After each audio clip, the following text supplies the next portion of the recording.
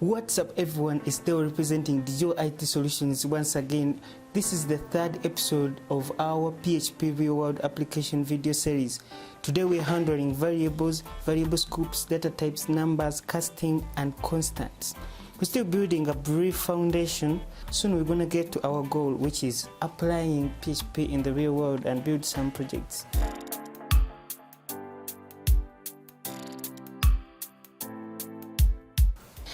As I've just said, we're still building a foundation, but let's go through some theories briefly. We're starting with the data types. PHP supports 8 data types. We have strings.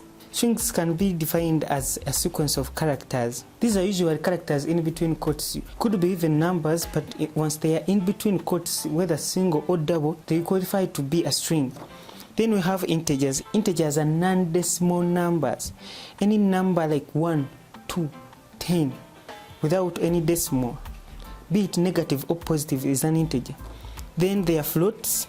Floats are numbers with decimal points or exponential form. So any number with a decimal, let's say 2.5, 100.2, that is a float. To talk more about that, if a number, let's say 2 times 3.5, which equals to 7, 7 seems to be an integer, but since one of the operands, which is 3.5, was a float, the resulting 7 is also stored as a float, which is 7.0. We have Boolean. Boolean data type is a representation of 2 possible states, true or false. These are often used in conditional statements like switch, if. The other data type is array. An array is a variable that stores multiple values. Normal variables store one value, and if you try to set another value onto it, the first one is overwritten and replaced with the new one. With an array, you can assign it as many values as you can.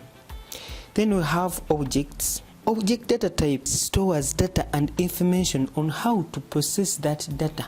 Objects are constructed from classes. So those classes contain information which the object carries. So the object data type carries that data and information, and it carries still the information on how to process that data. Then there is null.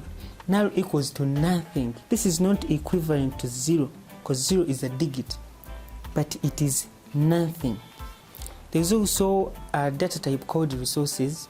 It is defined as the storing of external references of functions and resources to PHP. So it stores external functions. A good example to give here is the database connection. We shall also cover database connections, some time to come. Anyways, those were the data types.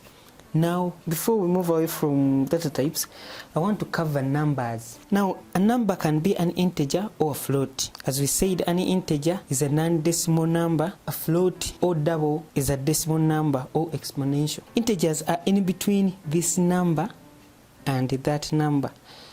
Now, I can't read this number. Please, if you can write this number in words, comment that down in the comment section. Any number that is above or below this is stored as a float because it exceeds the integer limits. Floats or double stores a maximum of 14 digits. Any number that is above that is stored as infinite. With numbers, there is something called casting.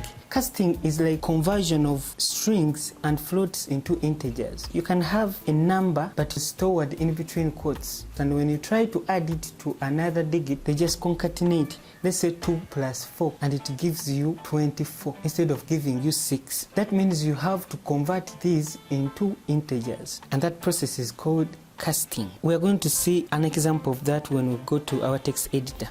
The other thing is constants. Now, constants are more like variables, except that once they are created, they can't be changed or undefined. Okay, there are some rules to them. One of them is constants must only start with letters or underscores. No $sign is needed. Constants are automatically global. Constants are not case sensitive.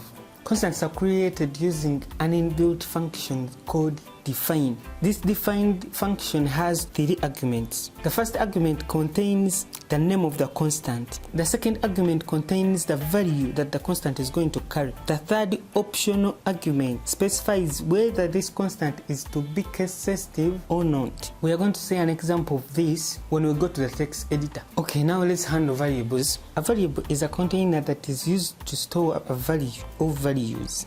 Variables can be given short names like A, B, or they can be given longer names that are descriptive. For example, user, password, name. It is advisable to give them such descriptive names so not to confuse them. There are some rules to creating variables in PHP. One of them is they must start with a $sign. 2. Must only start with a letter or an underscore. A variable cannot start with a number. 4. A variable can only contain alphabetic, numeric characters and underscores. 5. Variables are case sensitive. If you declare a variable in uppercase, don't expect to use it in lowercase. PHP is a little friendly. We don't have to tell it the data types of the variables as we create them, because for it automatically reads and associates the value's data type with the variable. So with such ability, we can even get away with adding strings with integers without causing errors. Let's now talk about variable scopes. In PHP, variables can be declared anywhere. Scope of a variable can be defined as where the variable can be accessed and used. There are 3 variable scopes in PHP. One is global scope. Variables declared outside functions have a global scope. The other scope is local scope. These are the opposite of the global scopes because they are the variables that are declared within functions. This makes it possible to declare 2 variables of the same name but in different scopes. Let's get to the practicals now. Enough of the theory. Let's talk about the output methods. PHP has 2 output methods. One is echo, the other one is print. They both work pretty much the same. They both output data to the screen, but there are a few differences. Echo has no return value. Print has a return value of 1. Echo can take multiple parameters. Print can only take 1 parameter. Echo is faster. Print obviously will be slower. Let me do some demonstrations on how to output variables. So we are going to create some variables and output their values. Remember to switch on your server. Here, mine is running. So remember to switch on your server. I'm going to declare a few variables. We said when creating a variable in PHP, you have to put a $sign before it. So the moment you put a $sign, you can write anything, any word, but the next character to the $sign must only be an underscore or a letter. Now this is a variable created. Let's assign it something like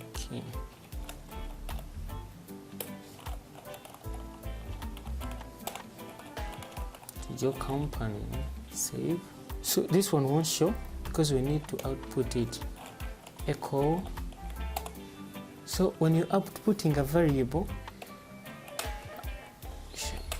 quotes are not needed. There is our output. If you want to put their quotes there, they must be double quotes. If you're outputting a value of a variable, they must be double like this.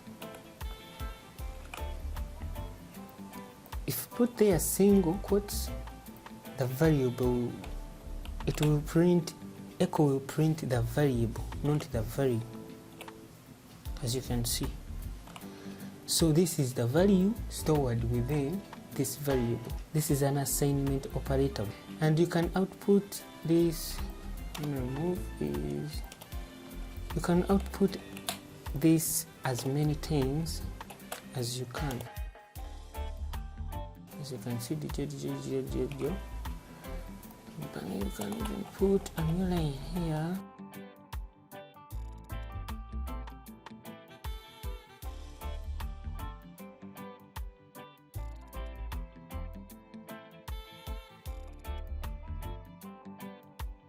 That's all we need. You can see that that's how to output a variable. Okay guys, that's it for today. Hoping to see you in the next video. Please subscribe, like the video, drop your comments down in the comment section, and I'll see you in the next one.